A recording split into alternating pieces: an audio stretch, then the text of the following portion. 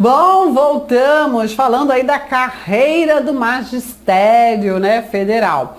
Falando agora da carreira do magistério do ensino básico, técnico e tecnológico, tratando aí do desenvolvimento funcional, ok? Tranquilo?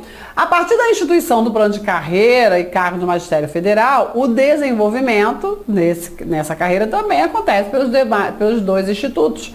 Progressão funcional e promoção, igualzinho, né, a carreira anterior. Bom, e aí, progressão, muda o nível, fica na mesma classe. Promoção, muda a classe e, consequentemente, muda o nível, né? Que aí não tem jeito. A progressão, critérios que são cumulativos, não adianta ter um e não ter o outro. Regra geral, ter 2 anos de exercício, 24 meses de efetivo exercício e a avaliação especial, aprovação, né, na avaliação de desempenho. Tranquilo? Certo? Então, essa é a regra geral, certo? Isso para a progressão. A promoção também tem que ter 24 meses em cada classe, do último nível daquela classe, ok? Tranquilo? E aí, o que vai acontecer? Para a classe D2, vai ser aprovado aí, além dos 24 meses de exercício, avaliação especial de desempenho, para o D3 também avaliação, para o D4 também. Agora, para chegar à classe de titular, ok? Precisa ter os 24 meses na último nível classe e ainda título de doutor, ok? A avaliação especial, memorial. Então você, tá, bem parecido com a classe com a carreira anterior. É verdade, bem parecido. Então, você percebe que os requisitos são muito semelhantes. E aí tem a aceleração da promoção também, né? Ok? Então, fixa ali na construção, né? Coloca aquele quadrinho lá, né, da carreira, os dois de carreira, né? Anda com ele no bolso, cabeceira, entendeu aquela estrutura ali, você já percebe que fica bem mais fácil de entender como que o desenvolvimento funcional acontece, né, nessas duas carreiras, tá bom? Tá bom? E aí vai ter a aceleração da promoção. Aí, de qualquer nível da classe D1 e da classe D2, com a apresentação de especialista para a classe D2, né? Ok? Com a apresentação de especialista, cumprido, aprovado no estágio probatório. De qualquer nível da classe D1, D2, ele está lá na D1, acabou de chegar, entendeu? Certo? Na classe D1. Aí apresentou, passou no estágio probatório, ó, sou doutor. E aí, já vai conseguir acelerar o seu desenvolvimento funcional. Ok? Certo? Isso é muito importante.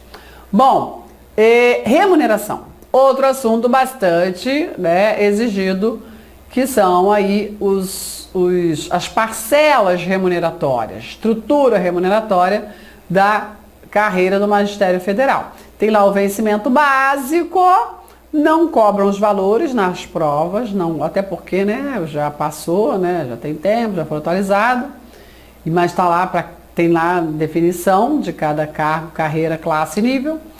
E existe a chamada retribuição por titulação, ok? Essa retribuição, ela será considerada também, né, é um acréscimo, uma gratificação, o nome que se dá é esse, retribuição por titulação. Ela será considerada no cálculo dos proventos e das pensões, na forma aí, esqueci de silenciar aqui o celular. Então vamos lá, a retribuição por titulação, ela será considerada no cálculo dos proventos e das pensões, na forma aí do regime previdenciário aplicável aí em cada caso, ok? Quer dizer o seguinte, é uma verba remuneratória, não é uma verba indenizatória. O que é provento? O dinheiro do aposentado, entendeu? O aposentado, ele recebe provento. E aí, ele vai receber essa parcela. Na realidade, o que vai acontecer, né? É considerado no cálculo da média aritmética, porque os proventos são definidos desde que são, vamos lá, deixa eu recapitular para poder não estar ficando confuso.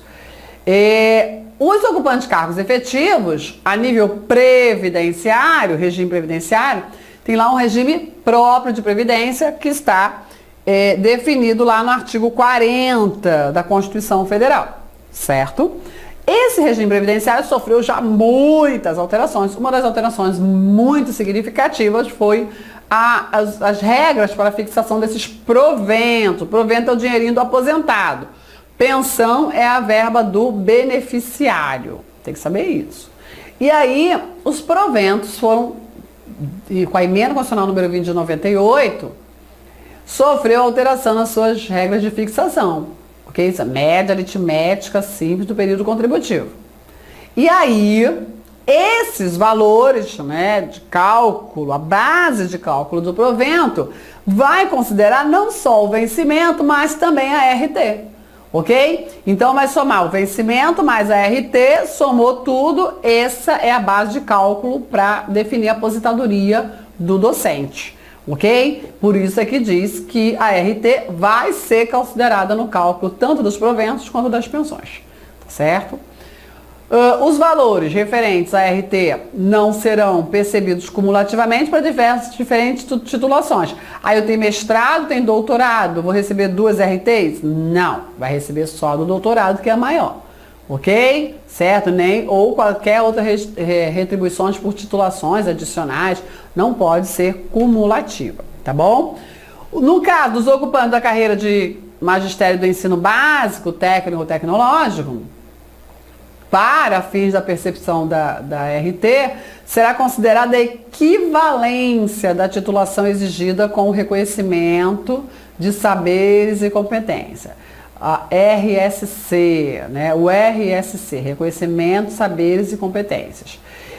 O RSC, ele poderá ser, então assim, ele não tem a titulação, mas ele tem o RSC, que é o reconhecimento de saberes e competências.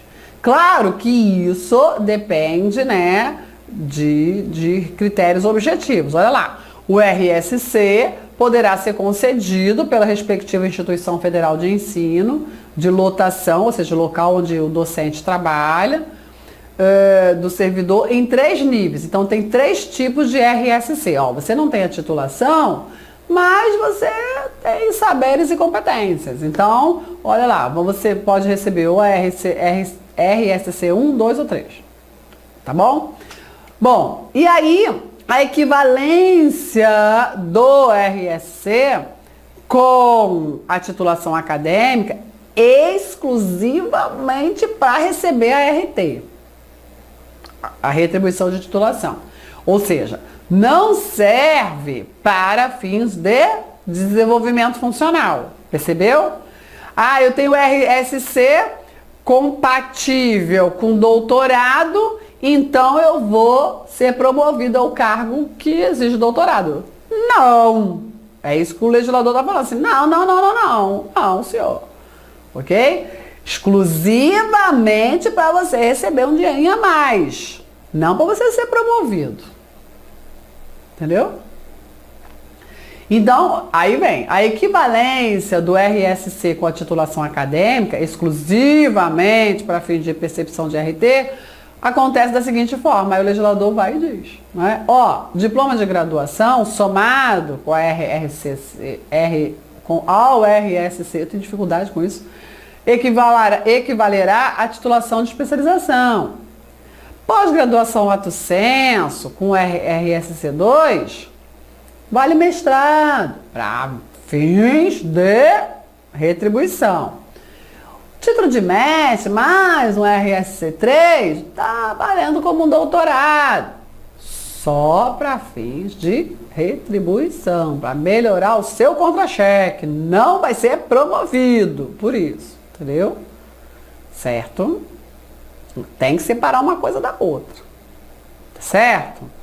Quando ele conquista a progressão, a promoção, claro, ele conquista um acréscimo de dinheiro, de verba. Claro que sim. Mas além disso, ele tem a RT, entendeu? Quando ele conquista a progressão e a promoção, o que vai mudando? O vencimento básico, né? Muda o vencimento básico, vai aumentando. Mas além do vencimento básico, ele tem a RT. Na RT, ele tem esse benefício, entendeu? Mesmo sem a titulação, quando ele conquista a RSC respectiva, ele soma com o título que ele tem e aí equivale. Aí, opa, dá um up no contra-cheque. A carreira continua na mesma, entendeu? Será criado o Conselho Permanente de Reconhecimento de Saberes e Competência no âmbito do Ministério da Educação, com a finalidade de estabelecer procedimento para conceder a RSC, ok? Eu falei que é A, e é O, desculpa. É o reconhecimento. Eu estimei que é A. Em nenhuma hipótese, o RSC poderá ser utilizado para fim de equiparação da titulação. Eu nem lembrava disso aqui, ó. O legislador fez questão, falou disso, esclareceu, desenhou. Entendeu? Presta atenção. Não restou dúvida, né? Então não foi ideia da Claudete. O regime de trabalho. O professor das instituições federais de ensino, que seja ocupante de cargo efetivo e do plano de carreira, será submetido a um dos seguintes regimes de trabalho. 40 horas semanais de trabalho em tempo integral com dedicação exclusiva. Tá? Ensino, pesquisa, extensão e gestão institucional. Ou parcial de 20 horas semanais de trabalho. Um dos dois, ok? Excepcionalmente, a instituição federal poderá, mediante aprovação do colegiado superior, admitir a adoção do regime de 40 horas semanais de trabalho em tempo integral, com 2 turnos e sem dedicação exclusiva, ok? Para algumas áreas específicas. Então, a princípio, 40 horas com dedicação exclusiva. Poderá o órgão colegiado superior admitir 2 turnos de trabalho, ok? Para professor, e aí com 40 horas sem dedicação exclusiva, tá bom? E eu vou falar, a lei fala o que implica, qual o efeito da dedicação exclusiva. Tá escrito aqui, eu nem vou adiantar o assunto porque tá escrito aqui. O regime de 40 horas com dedicação exclusiva, tá aqui, tava procurando, implica o impedimento de exercício de outra atividade remunerada. Não pode fazer nenhum outro trabalho, nem público nem privado. Nem público nem privado. Tem exceção a essa regra. Então, olha lá. Recebeu parcela com dedicação exclusiva, não pode nenhum outro trabalho. Nenhum outro trabalho. Entendeu? É isso. Os docentes em regime de 20 horas poderão ser, não pode nem público nem privado. Porque, e por que eu voltei aqui? Que eu lembrei de um detalhe. A Constituição Federal, lá no artigo 37, inciso 16, ela diz o seguinte: a acumulação proibida de cargos públicos, essa é a regra, podendo, 2 cargos de professor, lembra? Lembra? E aqui pode, se ele recebe aqui, se ele observa aqui, não pode, nem nos permissivos constitucionais. A dedicação exclusiva imposta por lei, né, não pode ter 2 cargos de professor, entendeu? Não pode, aqui nem pública nem privada, certo? Tá bom? Não pode. Agora, vai chegar lá nas exceções, tá? O docente com 20 horas, de regime de 20 horas, a eles poderão ser temporariamente vinculados ao regime de 40, sem dedicação exclusiva, após verificação de inexistência e de acúmulo de cargos ou da existência de recursos orçamentários e financeiros para as despesas decorrentes de alteração do regime, considerando-se o caráter especial da atribuição do regime de 40 horas sem dedicação exclusiva. Nas seguintes hipóteses: ocupação de cargo de direção, função gratificada ou função de coordenador de curso. Ou seja, mesmo com dedicação exclusiva, pode ocupar um cargo desse. Participação em outras ações de interesse institucional. Tá bom? Então vamos lá. Os docentes em regime de 20 horas, ok? Podem ser temporariamente vinculados ao regime de 40 horas, sem dedicação exclusiva, ok? Verificado aí esses requisitos. considerando esse caráter especial, né, sem dedicação exclusiva, conforme aí as seguintes hipóteses. Ocupação de cargo de direção, então ele é um efetivo que vai ocupar um cargo de direção, função gratificada ou função de coordenador de curso. Isso aqui é um cargo comissionado, né? Ou uma função de confiança. Então ele pode ocupar e aí nesse caso ele vai observar 40 horas. E participação em ações de interesse institucional, ok? O professor, inclusive em regime de dedicação exclusiva, desde que não investido em cargo, comissão ou função de confiança, poderá, aqui qualquer um pode participar de órgão de direção, de fundação de apoio, ok? Nos termos aí que é a lei que regulamenta, né, a estrutura da IFE, definido aí pelo Conselho Superior da IFE, e observado o cumprimento da sua jornada de trabalho e vedada a percepção de remuneração paga pela fundação de apoio. Ou seja, ele continua recebendo pela própria instituição, pela própria IFE, ok? Certo? Pode ocupar cargo de dirigente máximo de fundação de apoio, também de que trata a lei de estrutura das IFES, também deliberação do Conselho Superior. Isso aqui é fraco, né? Mas vamos lá. No regime de dedicação exclusiva será admitida remuneração de cargo de direção. Aí aqui tem uma lista, né? Uma lista é fazer a leitura. Então, no regime quais são as regras, né? Que pode, a princípio não pode acumular e exercer outra atividade, mas pode, remuneração de cargo de direção ou função de confiança, retribuição pela participação em comissão julgadora. Aqui no cargo em comissão é muito interessante, né? Por quê? Porque ele sai do cargo efetivo, ele se afasta do exercício do cargo efetivo e vai exercer o cargo em comissão, né? Então, ele pode fazer isso. Isso não é um acúmulo, não, tá? Até porque ele se afasta do exercício. Também pode participar de comissões julgadoras ou verificadoras e entre outros. Tem várias outras atividades. Mas, assim, somente... Isso aqui é um rol exaustivo, entendeu? Porque a regra qual é? Não pode acumular. O professor poderá solicitar alteração do seu regime de trabalho, vai propor, né, a unidade de lotação. Na hipótese de concessão de afastamento sem prejuízo de vencimento, as solicitações de alteração de regime só serão autorizadas após o decurso de igual prazo ao do afastamento. Porque assim, se ele trabalha 40 horas, ele ganha mais do que o trabalho de 20 horas, né? Aí ele pede para ficar no de 40 horas e logo depois ele entra com pedido de afastamento remunerado. Entendeu? Qual é a situação? Não, tá de má fé. Entendeu? É isso. Estágio probatório.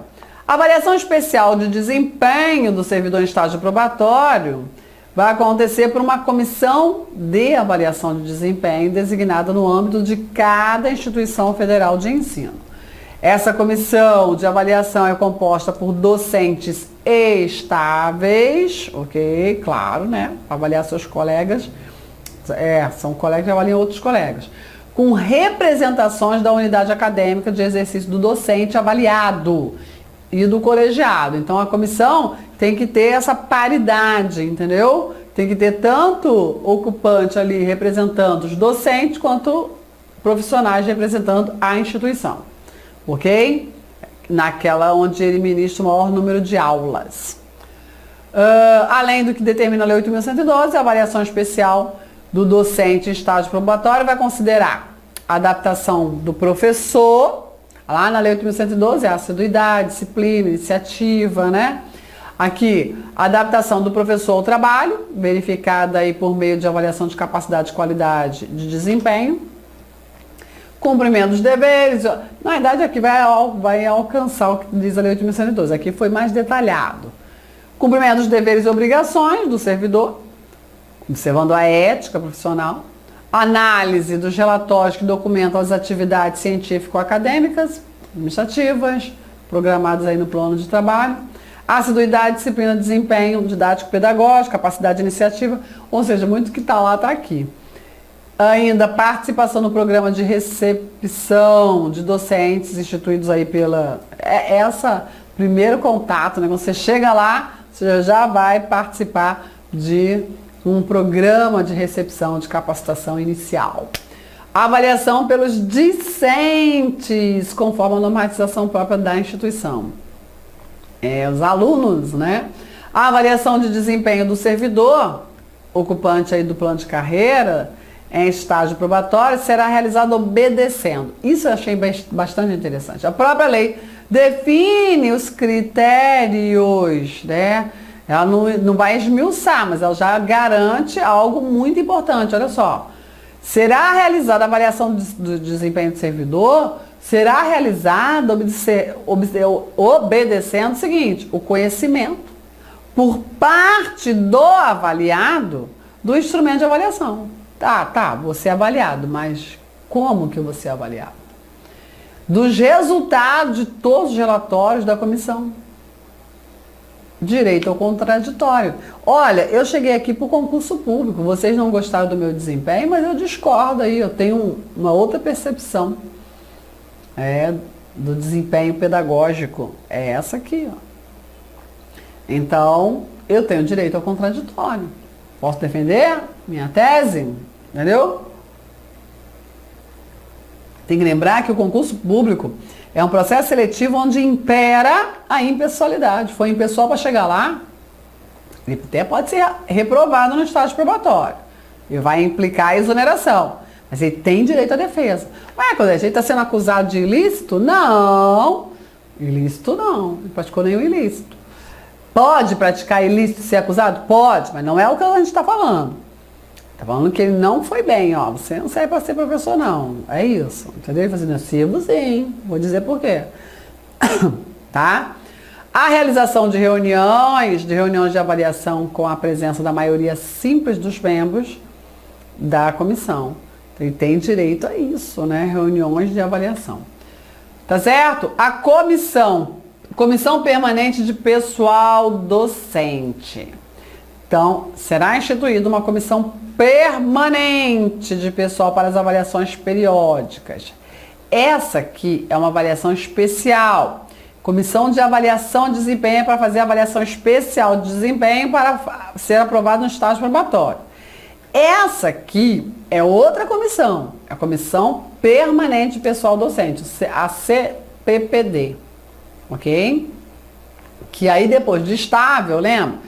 A Constituição Federal, lá no artigo 41, isso, com a redação dada pela emenda 19 de 98, diz o seguinte, ó, o estável pode perder o cargo por avaliação, por insuficiente, ser reprovado na avaliação periódica de desempenho. Sua avaliação foi insuficiente. Entendeu? Então, o que acontece? Aqui é outra comissão. É a CPPD, eleita por seus pares, ou seja, por outros docentes, dentro de cada instituição, que possua em seus quadros pessoal integrante aí do plano de carreira federal, Magistério Federal. A CPPD caberá prestar assessoramento ao colegiado competente ou dirigente máximo da instituição para quê? Para formulação e acompanhamento de execução da política de pessoal docente no que diz respeito dimensionamento, alocação de vagas, contratação e admissão de professores efetivos e substitutos, alteração do regime de trabalho, avaliação de desempenho para fins de desenvolvimento, solicitação de afastamento dos docentes para aperfeiçoamento, especialização, doutorado, liberação de professores para programas de cooperação com outras instituições universitárias ou não, ok? Bom, então esse aqui é o objetivo da CPPD. Demais atribuições, aí, regulamentação própria. No caso de IFE subordinado ao Ministério da Defesa, a instituição da CPPD é opcional, né? Que é o regime ali, fica a critério aí da dirigente máxima, face à autonomia de cada instituição. Tranquilo? Então, assim, quando você faz o estudo da lei de carreira, depois da lei 8.112, é muito mais tranquilo. Porque você já sabe o que é estágio probatório, sabe o que é carga efetiva, o que é estabilidade, entendeu? E aí o estudo é assim, bem objetivo. Bem rápido, tranquilo? Corpo docente. Bom, ele será constituído pelos cargos efetivos do plano de carreira. Mas não só eles. O corpo docente tem o plano de carreira e ainda professores visitantes, visitantes estrangeiros e substitutos. Certo? Então, esse conjunto forma o corpo docente da IFE. A contratação temporária, claro, observa a lei própria de contratação temporária e dos professores substitutos, visitantes e visitantes estrangeiros. Afastamento. Isso aqui é bastante importante. O examinador costuma gostar de cobrar esse conteúdo, viu? Pode se afastar, né? Além dos afastamentos permitidos pela Lei 8.112, pode se afastar das suas funções com todos os direitos. Continua recebendo. Tá bom? Para quê? Para pós-graduação ou pós-doutorado, independente aí do tempo ocupado do cargo. Chegou lá, né? Pois é. Independente do tempo. Certo? Prestar colaboração a outra instituição federal de ensino-pesquisa por período de até 4 anos, com ônus para a instituição de origem. Então, da onde que saiu que está pagando ele? Ele vai ajudar outra instituição, entendeu? É isso. Colaboração técnica ao Ministério da Educação, até 1 ano, com ônus também para a IFE de origem, certo? É isso. Agora, os afastamentos 2 e 3 somente serão concedidos aos servidores aprovados no estágio probatório. Olha que interessante. Esse aqui, ó, o pós-graduação, participar de programa pós-graduação ou pós-doutorado, mesmo em estágio ele pode fazer isso. Ok? Percebeu? Agora, para ir ajudar outra IFE, outra instituição federal de ensino, né, ou de pesquisa, e colaborar com o Ministério da Educação, só estável. Tá certo? É o que está dizendo aqui, ó. Aprovados no estágio probatório e, se autorizado pelo dirigente máximo, devendo estar vinculado a projeto e convênio com prazo e finalidades definidos. Certo? Não vai lá a passeio, né? Esses servidores, a eles poderá ser concedido afastamento para a realização de programas de mestrado, doutorado, independente do tempo de ocupação do cargo. Ok? Programa de mestrado e doutorado, para todos eles, independe mestrado e doutorado. Aqui é pós-graduação e pós-doutorado. Entendeu? Aqui depende, também não depende de estágio, de ter cumprido o estágio probatório, certo? Assim como mestrado e doutorado, para todos eles. Tá certo? Ok? E assim, a gente finaliza esse voo aí na matéria, né, nessa importante matéria que é aí o plano de carreira. Mas é tranquilo, né? Você tem que estudar o plano de carreira porque você vai ingressar nessa carreira. Mas poucas são as questões que vêm dessa lei, né? Não exploram muito. Mas se você estudou a Lei 8.112, você com certeza pegou aqui o que tinha de principal, né, na legislação. Tá certo? Presta atenção aqui, olha só. Educação não transforma o mundo, transforma as pessoas. E aí as pessoas transformam o mundo. Nada mais, nada menos que Paulo Freire. A educação é sim instrumento de transformação, de libertação, sim, com certeza. E aí, através da educação, se busca aí um futuro melhor, porque só através da educação se constrói um futuro melhor. Não tem outro caminho. Então, assim, não é clichê, não é, né? Eu sempre falo isso. Mas é importante frisar, porque fica parecendo que é um discurso vazio, e eu vivo isso todo dia, não só na qualidade de professora, de docente, mas também na qualidade de aluna, da pessoa que busca o conhecimento sempre, né? Estou sempre estudando, sempre. A educação, ela é um instrumento de transformação constante, né? É isso. Você não para de ser transformado por esse poderoso instrumento. E nós, professores, temos aí a graça, né, de ser portador né, ser veículo para que a educação aconteça e os nossos alunos consigam aí, ó, alçar voos até mais altos que os nossos. Esse é a maior realização do professor. É muito bom ver um aluno empossado, conquistando ali o seu cargo, o seu futuro promissor. Conquistei, fui, consegui por meus méritos. O professor é um apoio importante, mas ele não pode fazer o papel do aluno. Mas a gente está aqui, né, para fazer uma parceria com você. Tchau, tchau, sucesso!